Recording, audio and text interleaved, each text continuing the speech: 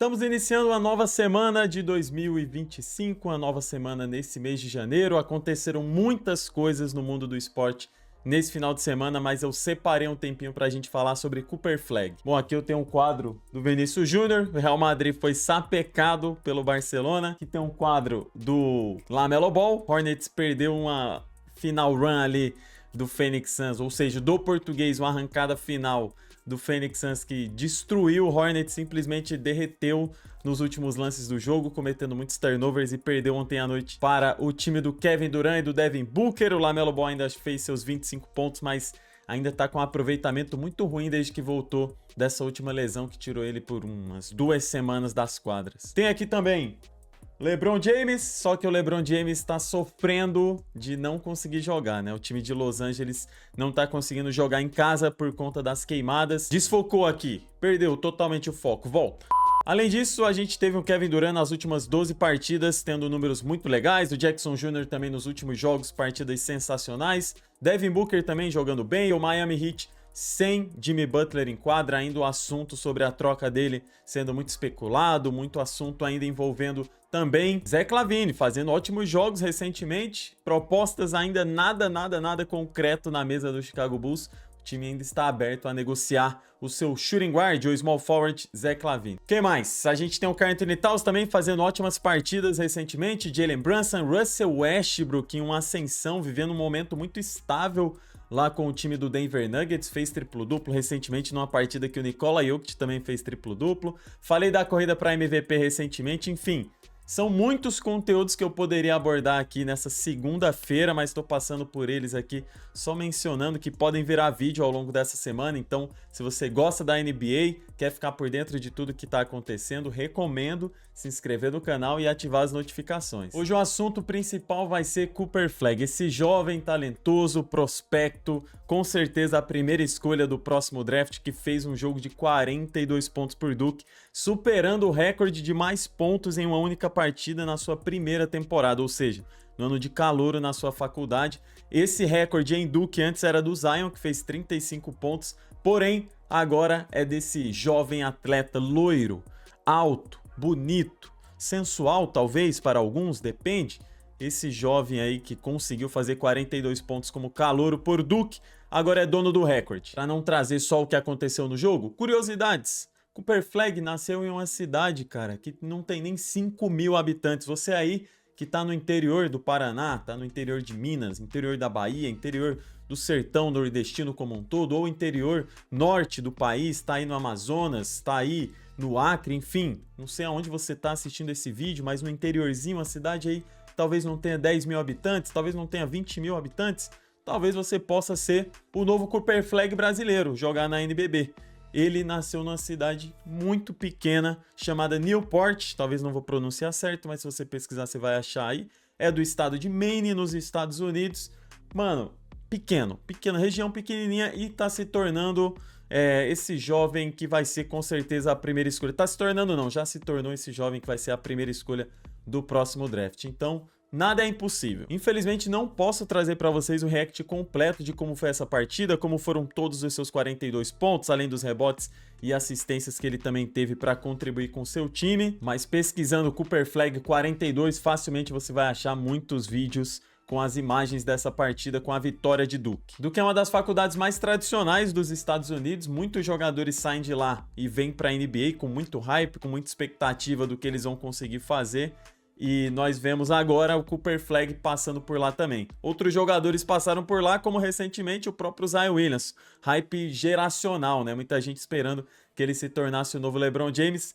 Acabou não rendendo como a gente esperava, até por conta das lesões que atrapalharam ele, mas quando esteve saudável jogou em nível All-Star. E agora a próxima estrela de Duke, gigantesca, é esse jovem loiro, branquinho, que vai chegar na NBA na próxima temporada. E muitos times já estão criando essa expectativa. Times que nem estavam tancando ainda, estavam naquele processo de ver onde é que vai dar, o que vai acontecer. Eu acho que agora já começam a negociar seus jogadores, já começam a perder com um sorriso no rosto, porque sonham em ter a primeira escolha. Porém, eu vou dar um adendo aqui já. Se você acompanha a NBA, você já deve ter ouvido falar que a audiência da liga está caindo nos Estados Unidos, né? Os jovens não estão mais preferindo assistir a NBA entre outras coisas que eles têm na TV. Eu botei a imagem do Wemby sendo draftado porque eu vou falar sobre isso. Acho eu que a NBA manipulou... Nossa, não sei nem se eu poderia estar falando isso. Talvez isso aqui estrague meus planos futuros de um dia trabalhar com a NBA Brasil. Mas a minha opinião secreta, não espalhem isso, é de que a NBA manipulou o sorteio das escolhas de draft para que o Spurs tivesse a primeira escolha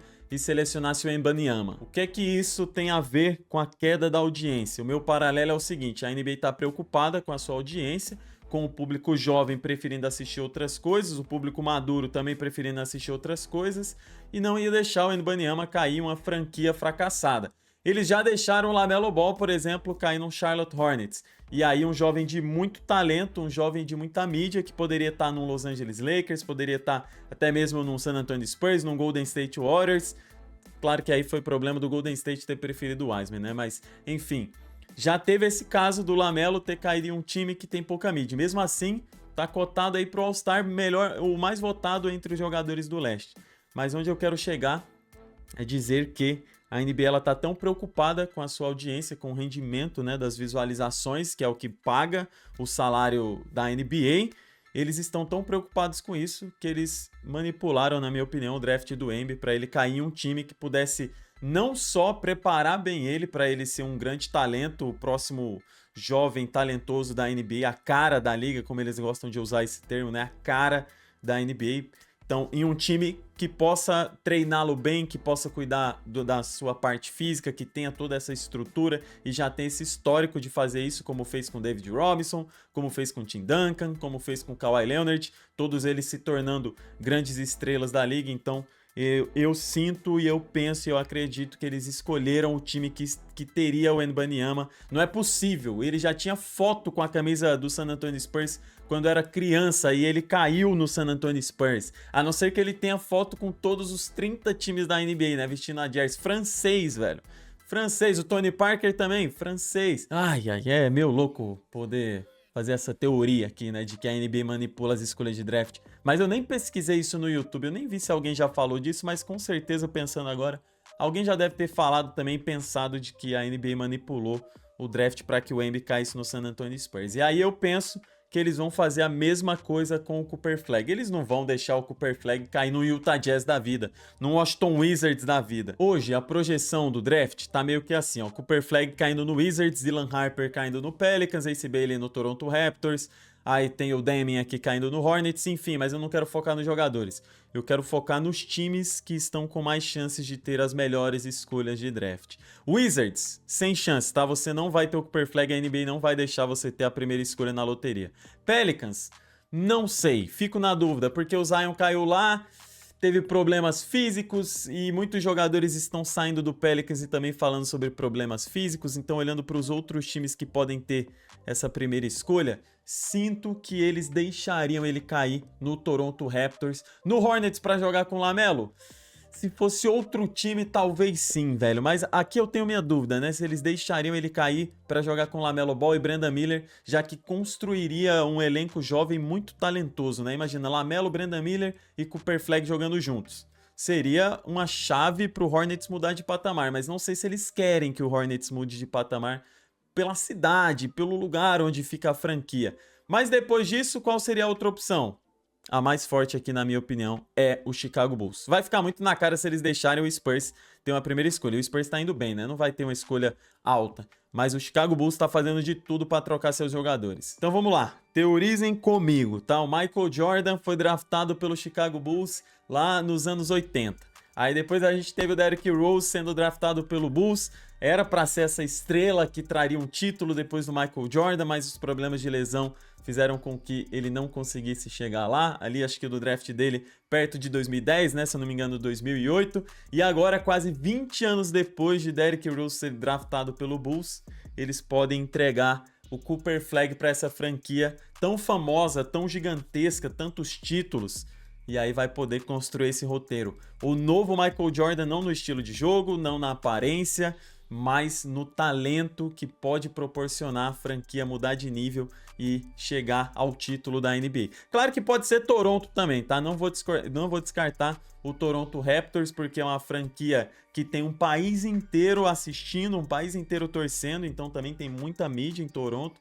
Acredito que pode ser Toronto sim. Mas eu acho... Cara, eu vou cravar aqui. Ou vai ser o Bulls, ou vai ser o Toronto Raptors, ou vai ser o Charlotte Hornets. Por quê? A única explicação pro Hornets é porque eu torço pra eles? Não. Porque tem o LaMelo Ball e o Brandon Miller. Então o Cooper Flag, cara, teria um armador e 2 alas pra fazer com que esse time compita por título. Se pá que eu dei uma sonhada no Hornets e não faz sentido nenhum ele cair lá. Talvez eles prefiram ele no Pelicans, que aí se ficar com o Zion, se trocar o Zion, o Brandon Ingram vai ter material para selecionar outros jovens para o futuro, né? Então tira o Hornets daí e coloca o Pelicans, Bulls ou Toronto Raptors. Cooper Flag começou inicialmente, né, a sua trajetória no basquete jogando pela escola do seu estado, em Maine, depois se transferiu para Monte Verde, uma das escolas mais tradicionais em matéria de talento para o basquete, chamou a atenção, continuou ganhando prêmios, continuou sendo campeão, foi para a faculdade, se comprometeu com o Duke, já mencionei que é uma das faculdades mais tradicionais em revelar talentos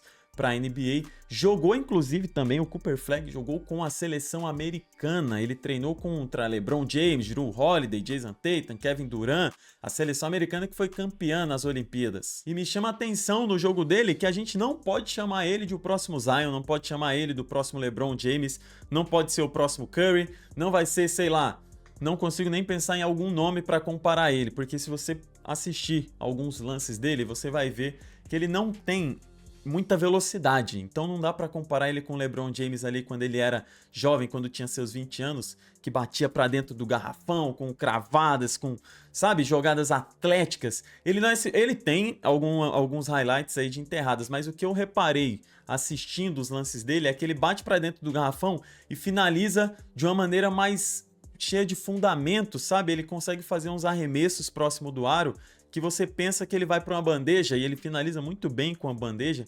Eu acho que ele não vai ser esse jogador de tantas dunks quando tiver marcado, de posterizar, embora vão ter algumas jogadas assim que vão chamar muita atenção. Posso estar fazendo a análise errada, mas assistindo os lances dele, é um jogador muito versátil na hora de finalizar. E o que era uma crítica a ele, o seu arremesso de 3 pontos, porque ele teve um aproveitamento muito ruim nesse período de transição da escola para a faculdade, nos últimos jogos ele está destruindo quando ele para arremessar. Teve um jogo de 100% de aproveitamento, nesse jogo de 42 pontos, mais de 50% de aproveitamento para 3 pontos. Seu aproveitamento nos field goals geral é excelente, ele é um cara que finaliza muito bem dentro do garrafão, então por isso que eu citei que as críticas eram mais nesse arremesso do perímetro.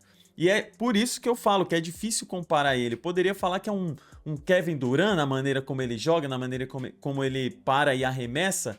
E talvez seria mais fiel falar que ele é um Kevin Durant na maneira de finalizar as suas jogadas do que um LeBron James. Justamente porque o Kevin Durant também finaliza com algumas enterradas, mas ele para muitas vezes para fazer um arremesso, né? O famoso pull-up na média distância e até muito próximo do aro. É isso que me chamou a atenção. Pela altura e pelo porte físico dele, eu pensei que ele ia ser quando eu parei, eu falei, cara, vou assistir, né, uns lances do Cooper Flag, porque ele tá chamando muita atenção, quero também estar por dentro sobre como ele é. E aí eu reparei que não, ele faz muitos arremessos próximo do aro, ele realmente para, gira, faz um fade, faz um hook, faz alguns movimentos ali usando a tabela e é impressionante ver isso. Vou deixar mais alguns lances para vocês acompanharem. Vocês vão ver junto comigo que ele tem muita movimentação com a bola e são dribles do falso lento. Já ouviram essa expressão, falso lento? Aquele cara que parece que tá devagar, tipo o Luka Doncic, que eu acho que é uma boa comparação com o Luka. Porque ele parece que tá devagar, mas de repente ele passou por você, já te superou e vai fazer uma bandeja. Outra coisa que me chamou a atenção no jogo dele, ele é um jogador de triplos duplos, tá? Ele consegue pegar muito rebote, não sei se pela sua altura simplesmente, ou pelo seu posicionamento. Ele parece um jogador de muito IQ também pro basquete, tanto ofensivo quanto defensivo.